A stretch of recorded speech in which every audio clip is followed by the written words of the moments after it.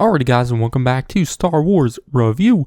Today I'm reviewing Ahsoka Part 8, The Jedi, the Witch, and the Warlord, which was written by Dave Filoni and directed by Rick Famuyiwa, and was released on October 3rd, 2023, which it's the season finale episode, and I enjoyed it. I wouldn't say it was my favorite episode of the season, but I liked how the episode ends, and therefore the season ends, and how everything went down there. My biggest issue with it is, the middle part was a lot of action, and there's a lot of action stuff. I thought the concepts of it was cool, but I just thought it lacked on the visual side. So I do wish that was a little stronger there, because a good chunk of the episode is more of that action stuff and whatnot. So, I just wasn't super into that stuff. But like I said, I liked where the story went, where the characters went, and all of that. Just wish the action was a little bit better in this episode. But the episode started with some scenes I quite liked. Like, first it opens with Thrawn and Morgan Elsbeth speaking and whatnot. But then the Night Sisters kind of come and then turn Elsbeth more into a full Night Sister. They kind of like grab her head and put their thumbs on her eyes and then say some stuff. And, Elsbeth becomes more Night Sister like, with like the all black eyes and the echoey voice. Very weird. And then they kind of just form out of nowhere this weapon, what they call the Blade of Talzin, which I would assume refers to Mother Talzin from who we saw in the Clone Wars animated series. But like, the scene is very weird and whatnot. But probably my favorite scene from the episode was I think the next one, where we see Ezra in the T6 shuttle, kind of in the lightsaber building room, moving all around, trying to build a lightsaber, and Huyang's there, trying to give him suggestions and whatnot. But Ezra, is like, I know how to build a lightsaber, and knows what he wants to do. Which Ezra is looking for a more specific piece, and Huyang is trying to help him find it. But Huyang then asks him who his master was, and Sabine kind of walks in around this time and answers it with Kanan Jarrus. And so Huyang, talks about Kanan, to Ezra, and tells Ezra that he helped Kanan build his lightsaber, and he then pulls out the top piece of Kanan's lightsaber and gives it to Ezra, which was the piece Ezra was looking for, and then he finishes his lightsaber, which I just really like seeing Ezra and Huyang interact with each other, and talk about Kanan and whatnot. But after Ezra finishes, he goes to ask Sabine if Ahsoka taught her how to use a lightsaber, but she's now gone. And so he asks Huyang what happened between them, Sabine and Ahsoka. And Huyang tells him what happened to Mandalore, and how Sabine's family were killed in the Siege of Mandalore, and how Ahsoka was teaching Sabine how to be a Jedi, and that after everything what happened there on Mandalore, she felt like Sabine was training for the wrong reasons, and Ahsoka felt like if she would unlock this power for Sabine, it would bring her down a darker path. And so that's kind of, I guess, what put a wrench in Ahsoka and Sabine's relationship. But I really like that scene, and it follows up with Sabine outside speaking with Ahsoka, which they talk about the decision Sabine made, which Sabine thinks Ahsoka is going to be mad at her. But, they kind of start to come to a common ground as Ahsoka talks about Anakin, and how every time Ahsoka had to make a tough decision, Anakin always stood by her no matter what. And so that's what she's going to do for Sabine now, no matter what.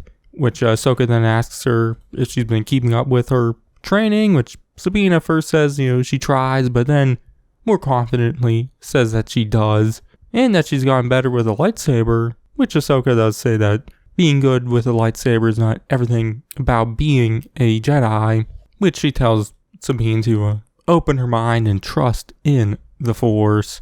But then Ezra comes out ready to go, which is when some TIE fighters attack, which ends up grounding the T6 shuttle. So to get to Thrawn's tower, they need to ride some hounds there instead, and so they head out, which we then get a little bit of Thrawn doing some strategizing knowing that the T6 shuttle has been grounded, but the TIE fighters are gone. So, that the Jedi are still after them, but it will most likely be a ground assault now. And so he kind of prepares for that. And once they get close to the tower, he gets the Star Destroyer to shoot down at them. But we see the Jedi are able to get into the tower easily. And so him and Elsbeth send night troopers after them, which we see Ahsoka, Ezra, and Sabine take them all out. Which then we see the Night Sisters doing some magic, reviving those night troopers. And so they're like zombies now, making weird zombie-like noises, which I really like that. And so Ahsoka, Ezra, and Sabine have to fight them again, but they just keep coming back up. So they start to go up the tower and eventually steal them off, which is this one action scene. I just, really like the concept of it. These zombie stormtroopers, but I just wish the visuals and the choreography were just better. It just felt very lackluster and just took too much away from the scene for me. So yeah, but with the Jedi getting further up the tower and the Shamara is not fully ready yet, so we see Thrawn speak with Elsbeth, basically telling her that she needs to sacrifice herself to hold off the Jedi, which she agrees to. But we do see, even though they sealed the night troopers off, they did break through, and they keep sealing them off. But eventually the Jedi get to near the top of the tower. It's not the exact top, but it's like the room right below where Elsbeth is waiting for them. And so Ahsoka tells Sabine and Ezra to go get Thrawn while she fights Elsbeth, which I like the start of this fight. I kind of wish we got to see a little more of it, because then eventually does cut away from it. This is really the only action, just the start of this fight was really the only action I was kind of into. But we see Sabine and Ezra get to the top of the tower, where there's two death troopers waiting for them, which we see them struggle to fight them, which during this fight, the Shamara is ready and starts taking off.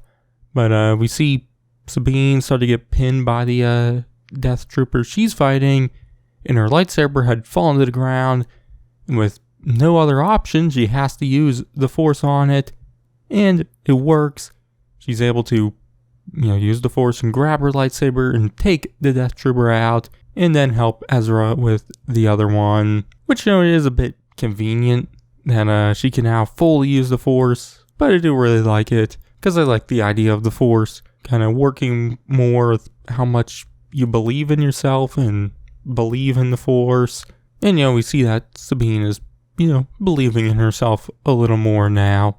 So I really like that scene there, even though it is a little more convenient for the story and whatnot. But with the Shamara taking off, they need to move quickly, and the only option is for Sabine to force push Ezra up onto it, which Ezra hesitates at first, but goes through with it, and it works, and Ezra is able to board the Shamara. But when it's Sabine's turn, she notices that Ahsoka has made it to the top of the tower, because we see that she was still fighting Elsbeth, but the night troopers got to the top of the tower and kind of pushed Ahsoka, up to the very, very top of the tower. And so Sabine instead stays behind and helps Ahsoka take out Elsbeth and the night troopers, which, we mainly see Sabine fight the night troopers where Ahsoka finishes off Elsbeth, who does destroy one of Ahsoka's lightsabers, but, Ahsoka ends up killing her. But then Ahsoka signals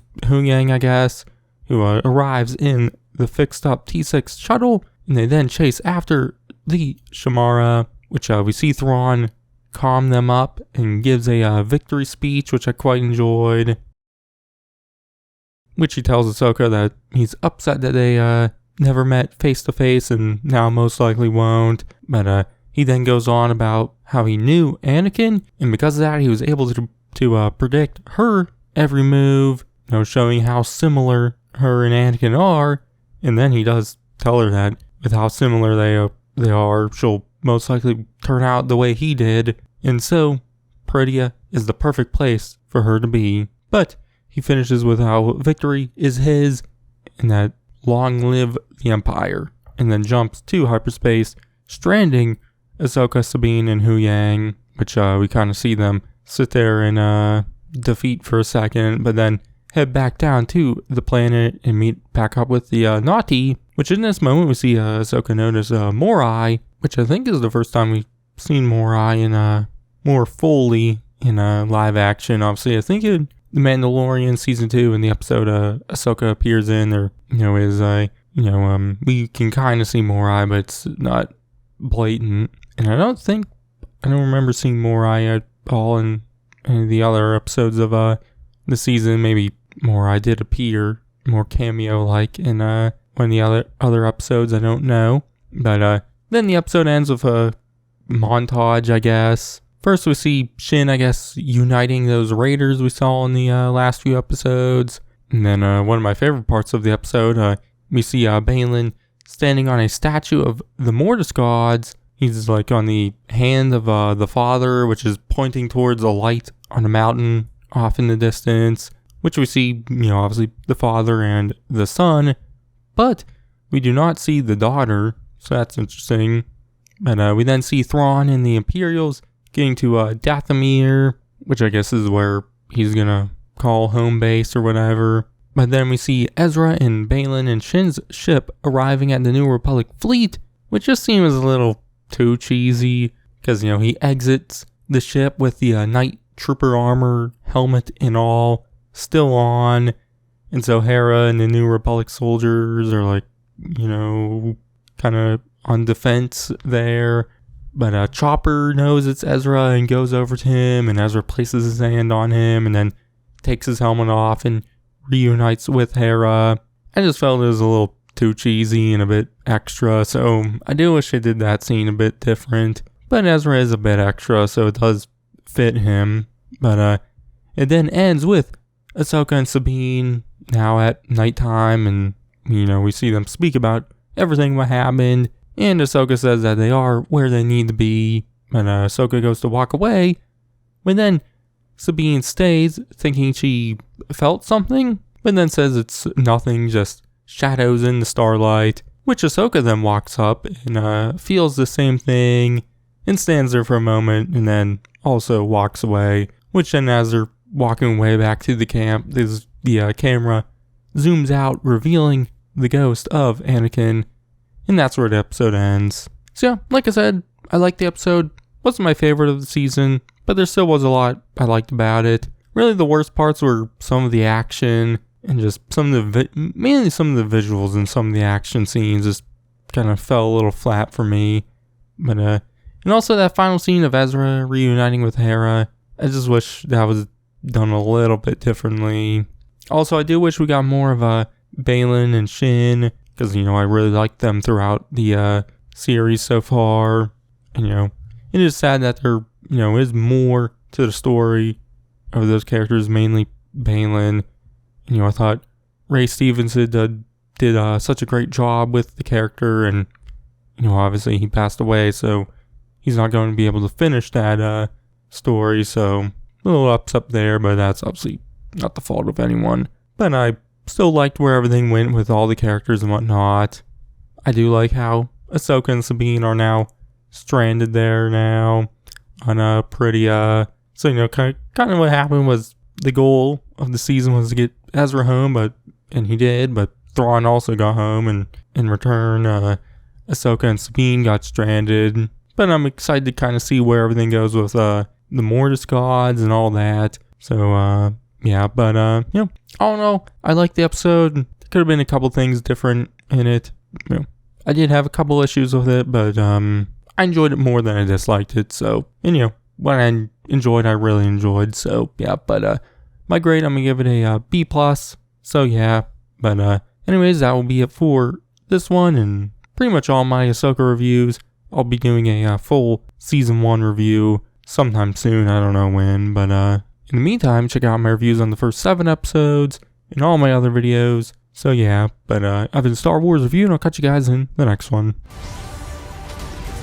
Sometimes we have to do what's right, regardless of our personal feelings. Buckle up. If we don't stop Thrawn, everything will be in vain. You have no power.